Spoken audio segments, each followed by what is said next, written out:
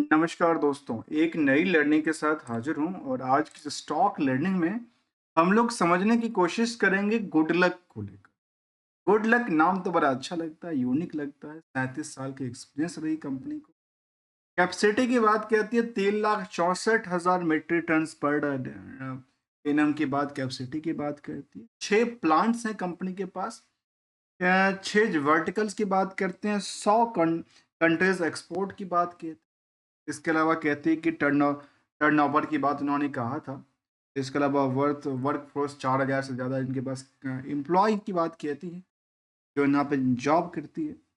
इसके अलावा इनके पास प्रोडक्टिविटीज़ क्या है? यदि ये सब एक्सपीरियंस की बात कहती है, तो प्रोडक्टिविटीज़ के मामले में देखा जाए, चाहे फौजी का मामला हो, इंफ्रा एंड एनर्जी का सेक्टर हो, या फिर डाउन्स ट्यूब का लेकर देखा जाए। इसके अलावा रोड सेफ्टी को लेकर देखें, या पाइप एंड ट्यूब्स में कारोबार की देखें। इसके अलावा फ्यूल एंड सीट में कारोबार करती है। ये अलग-अलग जहाँ की कंपनी अपनी ये भी कहती है, जो हमारे पास जो क्लाइंट बेस है, वो एबीबी, केसी, सीमेंस जैसे कंपनी, एल&टी जैसे कंपनी शामिल है, पावर ग्रिड्स जैसे कंपनी भी शामिल है। और इन्होंने ऐसे एनटीपीसी का भी नाम ज़िक्र करके रखा है।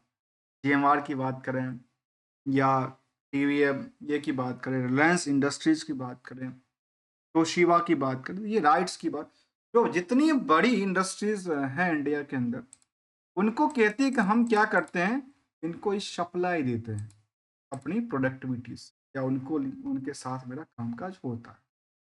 चलिए, हम मार्केट की तरफ ज़रा मूव करते हैं और इसकी समझने की कोशिश करेंगे। पहले जब हम चार्ट लेवल को देखेंगे, तो देखते हैं तो पिछले 1 दिन का कैसा गिरावट की बात कहती है। एक से 1 साल में देखने को ये मिली, जो यहाँ पे एक लंबी सी बहुत दिनों तक मार्केट में डिमांड बिल्कुल ही नहीं रही, एक रेंज में लगातार ट्रेड करती नज़र आई। यहाँ पे एक लंबी डिमांड आती है, डिमांड के बाद अच्छी खासी पैसे बनते हैं, फिर लोगों के पैसे पॉकेट से निकाल लिया जाता है और दोबारा मार्केट क्या सस्टेन करती हुई नज़र आ रही है। दोस्तों, सिंगल सी हम लोग डिस्कस करेंगे इस कंपनी को लेकर के, या किसी भी कंपनी को लेकर जब हम स्टडी करते हैं, तो रिस्क एनालिसिस करते हैं किसको लेकर के, उनकी बिजनेस मॉडल को लेकर के, साथ में इस रिस्क के बेसिस पे जो रिजल्ट का पॉइंट है वो कैसा रहा, रिजल्ट के पॉइंट्स बेसिस से मार्केट की डिमांड कैसी रही, और डिमांड में रिटर्न कितनी बना के दे रही है, स्टॉक परफॉर्मेंस की बात करें तो, और साथ में एक सिंगल सी हम लोग गोल्डन रूल को डिस्कस करेंगे, जो कि हमेशा मार्केट में सस्टेन करना सिखाती है। ना कोई ट्रेडिंग, ना कोई एडवाइजरी की बात कहती है, ओनली सस्टेन करना सिखाती है। उनको हम समझने की कोशिश करें। जहाँ पे कंपनी का बुक वैल्यू 376 कहता है, इंट्रिंसिक वैल्यू 856 कहता है, जो कि आज से बेटर है फ्रॉम द, और हायर टू हायर कंपनी के स्टॉक प्राइस करीब 1350 तक पहुंचने की उम्मीद पे था। और बॉटम की बात करें तो कह सकते हैं कि बॉटम से हायर की बात में करीब करीब 600 के आसपास डिफरेंस निकल के आती थी, क्योंकि कह सकते हैं करीब करीब 80% से ज़्यादा, 80 to 85% से ज़्यादा की मूव कर चुकी थी। जहाँ तक इंडस्ट्रियल पी का सवाल है, इस कंपनी को पी के अकॉर्डिंगली तो देखें तो क्या कहती है कि 28x का भीड़ बाकी कंपनियों पे है। और यहाँ जो इनकी क्वालिटीज कहती है, क्वालिटी कहती है कि 47 रुपये पर शेयर अर्निंग करती है। शेयर कितने हैं? 3,27 करोड़। इसके बेसिस पे पर शेयर के हिसाब से आप प्रॉफिट का आंकड़ा देख सकते हैं, कितना आता है। इसके अकॉर्डिंग, इसके हिसाब से मार्केट क्या,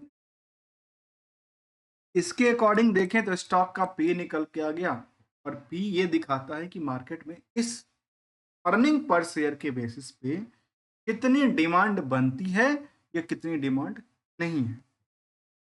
यदि आरओई और आरओसी के आंकड़ा को देखें तो 15% से 17%। प्रमोटर की कंट्रोल का सवाल देखें तो 55% कंट्रोल है कंपनी में। और कंट्रोल के साथ एक बड़ी डिमेरिट की बात की, डिमेरिट क्या कहती है? डिमेरिट कहती है कि 3.5% के आसपास की शेयर को आपने प्लेज कर दिया, जो आपके लिए क्या दिखाती है? डिमेरिट दिखा। आप डिविडेंट भी दे रहे हैं मैनेजमेंट की तरफ से, वो कहती है 65% का है फ्रॉम द फेस वैल्यू। और यदि आप कर्ज वाले सिचुएशन को देखें तो 0.54 कहता है, और करंट रेशियो की नंबर को देखें तो 1.69 का दिखाती है। इन सभी हाइलाइटों के प्रति हम क्या करेंगे, रिस्क को जानेंगे, और रिस्क के साथ साथ हम लोग दो चीज़ों पे फोकस, आखिर इसमें रिस्क का क्या कहता है। उसमें कुछ स्पेशल्स हमने रेशियोज लिया, प्रोविजंस लिया है, जहाँ पे चाहे आप नेट इनकम्स की बात करें, मार्जिन की बात करें, या फिर नेट डेटर्स रेशियोज की बात करें, या फिर डेटर्स वर्सेस प्रॉफिटेबिलिटी रेशियो की बात करें, इन सभी पे हम एक नज़र फोकस करके चलेंगे।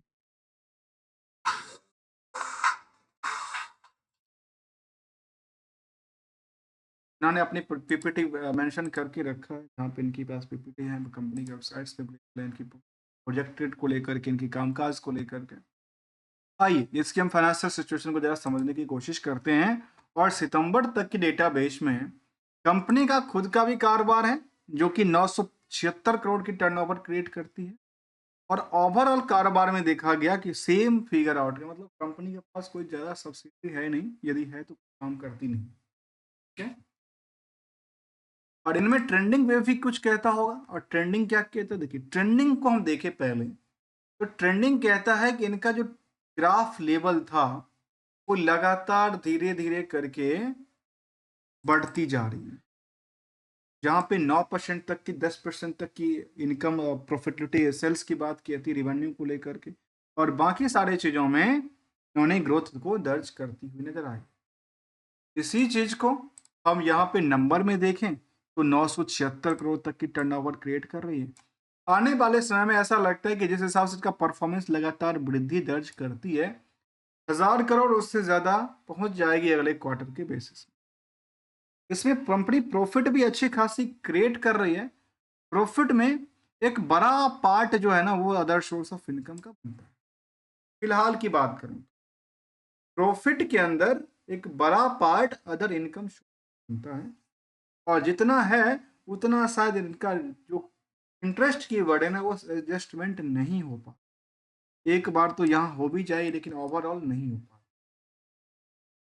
ईयरली की तरफ मूव करें, सामने दिखती है कि करीब करीब टर्नओवर 4000 तक पहुंचने की रेस में चल रही है। और इसमें ये देखा गया कि इसमें 152 करोड़ की प्रॉफिटेबिलिटी बुक करती है।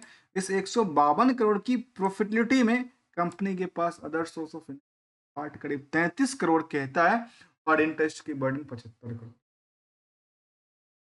इस 75 करोड़ बेस में एडजस्टेबल्स नहीं है।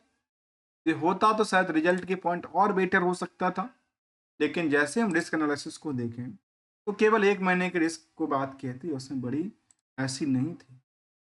लेकिन जब आप इन पहलुओं को देखेंगे तो कंपनी कर्ज को लगातार बढ़ा रही है। कर्ज बढ़ाने का पीछे क्या वजह हो सकता है, क्या अपनी एसेट्स को क्रिएट करने में लगी है, तो ऑब्वियसली ऐसा ही देखने को मिलता है। इनका जो पार्ट्स है, फिक्स एसेट लगातार वृद्धि पूरा बहुत करके करी है। वर्किंग प्रोग्रेस काफ़ी ज़्यादा की बात करती है, और डेटर्स का भी नंबर उन्होंने साझा करती हुई नजर आती है, जो कि इनके पास करीब 472 करोड़ दिखा, काफ़ी ज़्यादा है। इन्वेंट्रीज भी काफ़ी ज़्यादा पड़ा हुआ है। इन तीनों चारों की चीज़ों को लेकर के हमने एक अलग से जो परसेंटेज कैलकुलेट किया, ओवरऑल बिजनेस से 4% की नेट इनकम मार्जिन बनती है, 13% का डेटर्स पड़ा था, और 312% का डेटर्स के बेसिस पे इनका प्रॉफिटेबिलिटी दिखता है। मतलब जितना इनका प्रॉफिट है, 1 रुपया मान लेते हैं प्रॉफिट है, तो 3 रुपया क्या है, इनका डेटर्स। हाथ में कितना मिला, कुछ भी नहीं मिला। अब आइए इसको यदि ईयर एंड ईयर बेसिस के ग्रोथ को देखें तो सेल्स में लगातार बढ़ोतरी चल रही थी, प्रॉफिट बढ़ोतरी था। स्टॉक प्राइस सीजीआर में पिछले कुछ दिनों से गिरावट देखने को मिला था। रिजर्व की रिटर्न एंड इक्विटी लगातार बैकअप देने के लिए तैयार बैठी थी। निवेशकों का इंटरेस्ट जाने तो समझ में आती है कंपनी में एफआईडीआई और आम निवेशक सबकी भूमिका रही है। सबकी भूमिका में यह भी देखा गया कि कंपनी में आम निवेशक की सबसे ज्यादा भूमिका 39% कहता है। 39% की भूमिका में बड़े बड़े प्लेयर हैं, और 38,000 से ज्यादा इस कंपनी में निवेशक हैं।